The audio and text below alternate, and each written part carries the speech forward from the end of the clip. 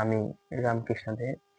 আমি আজ আলোচনা করব আমাদের শরীরে যেসব ফোড়া হয়, সেই ফোড়া যদি হয় আমরা সেই ফোড়ার জন্য হোমিওপ্যাথিতে কি ওষুধ সেবন করব তা নিয়ে আমরা সেই ফোড়াটি না পাকিয়ে যেরকম আছে সেরকমের মধ্যে বসায় ফেলতে চাই, তাহলে আমরা সেবন করব হিপারসাল 200।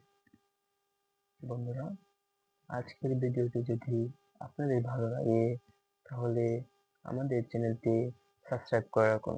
ধন্যবাদ। আমি রামকৃষ্ণ দে। আমি আজ আলোচনা করব আমাদের শরীরে যেসব ফোড়া হয়, সেই ফোড়া যদি হয় আমরা সেই ফোড়ার জন্য হোমিওপ্যাথিতে কি ওষুধ সেবন করব তা নিয়ে আজকের আলোচনা করা হবে। চলুন আলোচনা করা যাক।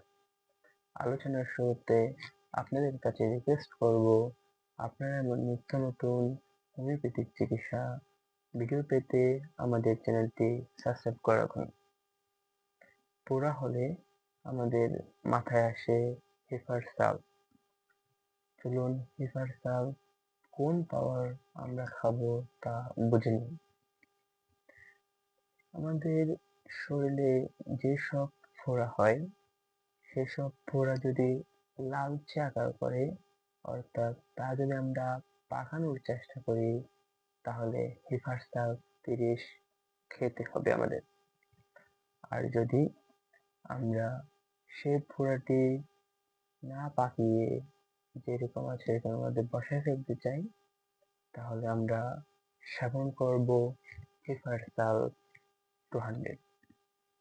বন্ধুরা, আজকের ভিডিওটি যদি আপনাদের ভালো লাগে তাহলে আমাদের চ্যানেলটি সাবস্ক্রাইব করে রাখুন। ধন্যবাদ।